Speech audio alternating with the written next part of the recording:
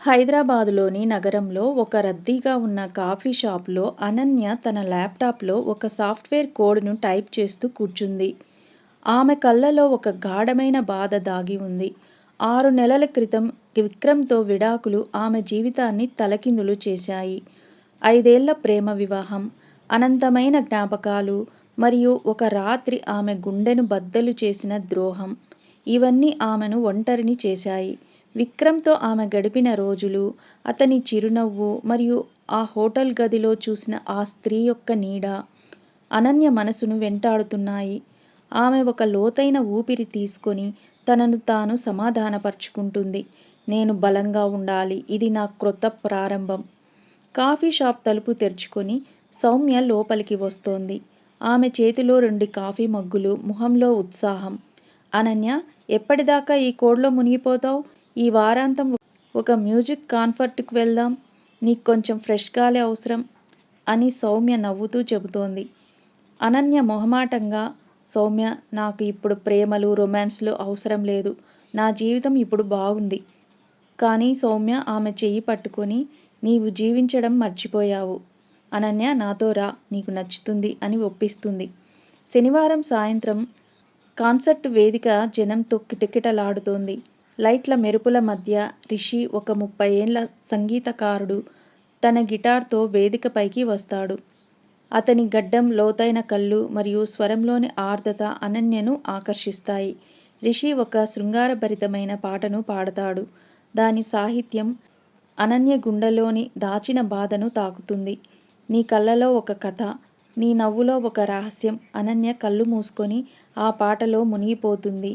ఆ క్షణంలో ఆమె తన గతాన్ని, విక్రమ్ను, ఆ బాధను మర్చిపోతుంది.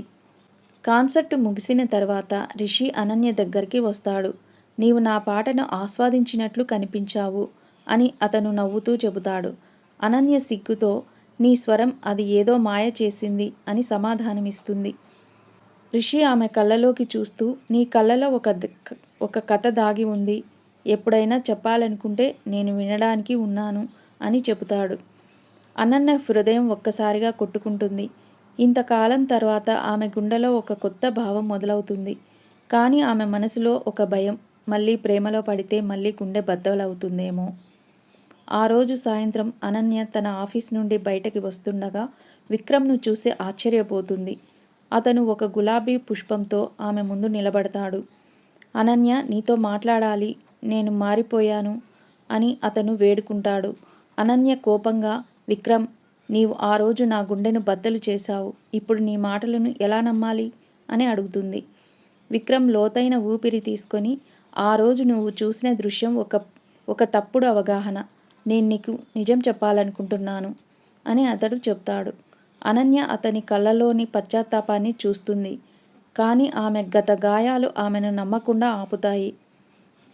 నాకు సమయం కావాలి అని చెప్పి ఆమె వెళ్ళిపోతుంది.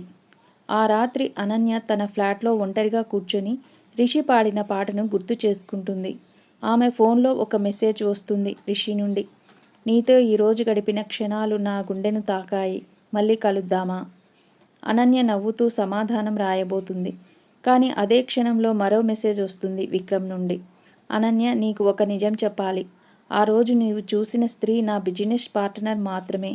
నీ విడాకులకు నేను కారణం కాదు. దయచేసి నన్ను కలువు. అనన్య ఈ ఫోన్ను పక్కన పెట్టి తన గత జ్ఞాపకాలతో మునిగిపోతుంది. విక్రమ్తో గడిపిన ప్రేమ రోజులు, ఆ హోటల్ గదిలో చూసిన ఆ స్త్రీ మరియు ఇప్పుడు రిషి యొక్క కొత్త ఆకర్షణ. ఆ క్షణంలో ఆమె డోర్ బెల్ మోగుతుంది. అనన్య తలుపు తెరిచేసరికి సౌమ్య ఒక లేఖతో నిలబడి ఉంటుంది. అనన్య, ఇది నీకు తెలియాలి. ఆ స్త్రీ లీలా నా జీవితంలో ఒక ముఖ్యమైన వ్యక్తి. నీ విడాకులకు ఆమె కారణం కాదు. కానీ నాకు ఒక రహస్యం ఉంది అని సౌమ్య చెబుతుంది. అనన్య ఆ లేఖను తీసుకొని ఆమె మాటలతో షాక్లో ఉంటుంది. సౌమ్య యొక్క రహస్యం ఏమిటి? లీలా ఎవరు? మరియు ఆమె విక్రమ్, సౌమ్యలతో ఎలా సంబంధం కలిగి ఉంది? అనన్య రిషితో కొత్త ప్రేమను పంచుకుంటుందా? లేక విక్రమ్ చెప్పిన నిజాన్ని తెలుసుకోవడానికి అతన్ని కలుస్తుందా? తెలుసుకోవడానికి 2వ ఎపిసోడ్ చూడండి.